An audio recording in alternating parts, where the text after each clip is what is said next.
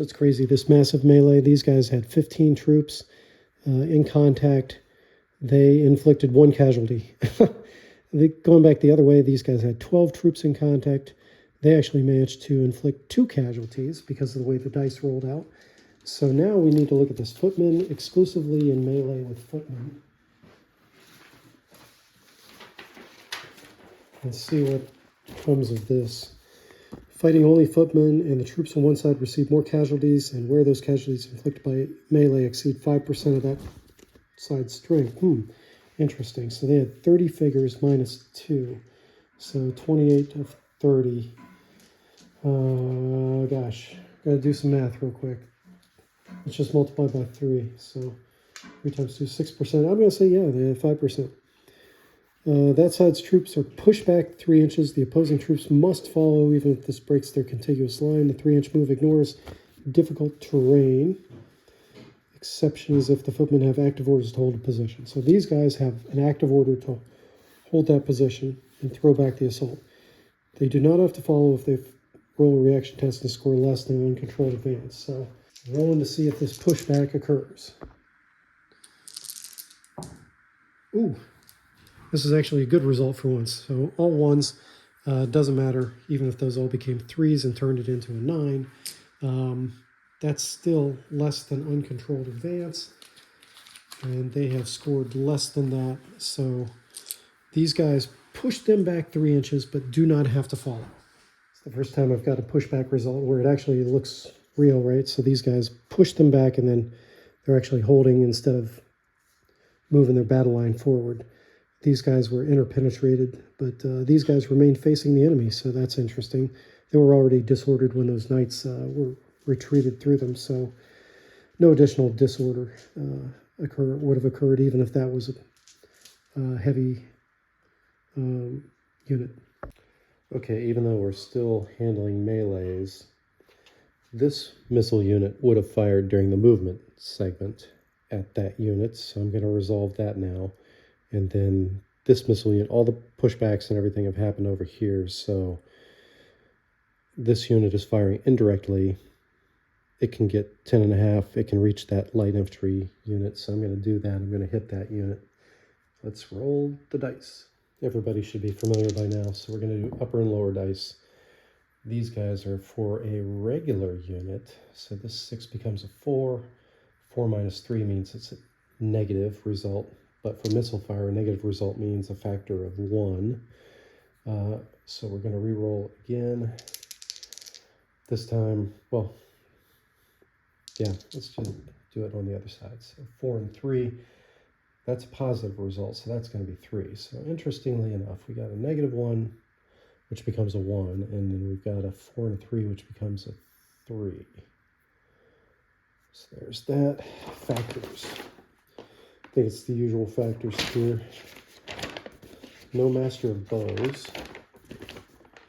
Missileers firing at an enemy who has moved 6 inches during the turn. I think that applies in both those cases. So both of them are -1. So that becomes a 2. Unshielded troops gets a +1.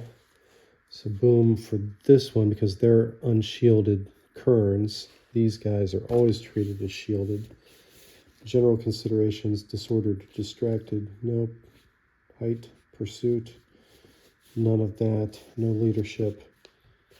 Yeah, and then the factors for a longbow. Missile fire, that's artillery. Here's missile fire. Longbow versus light. Foot is surprisingly only 1 because of the density of the troops and how nimbly they move. So this bumps up to a 2. And then this one is against heavy horse with metal. Longbowmen are given a 3, a bit of a buff. So that takes it to 5. So 6 figures firing at 5.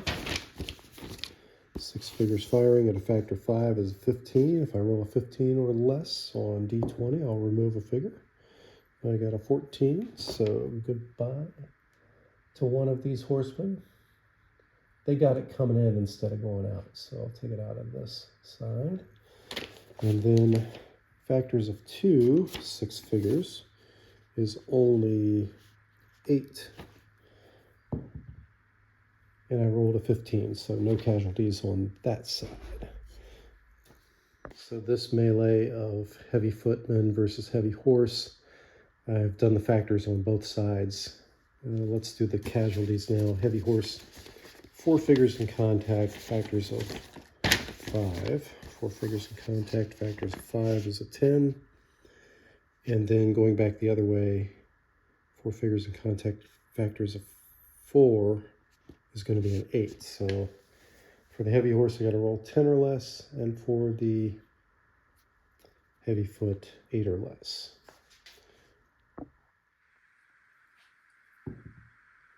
So heavy horse 8 succeeds, heavy foot fails, 8 with an 18. The post melee result is going to be that heavy footman is broken, and we'll go ahead and get that arranged. Okay, the results of the medium horse crashing into the medium horse in the side, only 2 figures in contact. Factors of 8 on the attacking side and figures of 3 on the response side. Both cases, the D20 roll was horribly low. Factors of 8 for 2 figures in contact is 10. I rolled a 20. Factors of 3 with 8 figures in contact is only a 3, and I rolled a 5, so even that missed. It's that rare circumstance where the fighting did not include footmen, and neither side had twice the casualties of the other, therefore nobody broke, therefore they just remain in melee. If both sides remain in melee for 3 consecutive turns without either side breaking, both sides will disengage, retire 5 inches in disorder, and then may rally. So we'll look at the rules for wraparound for this thing. Looking at the heavy horse versus the heavy horse, factors were 2 on both sides. Army Commander or Noble only applies if attached. Well, this guy did have an attached, so he would have gone up one. Anyway, it wouldn't have mattered because he already was the one that scored a hit. 5 figures in contact, factors of 2 required a 6. Both of them rolled D20. This guy rolled very low. The other guy did not. So he imposed a casualty. But again, this would be that twice the casualties to break kind of rule.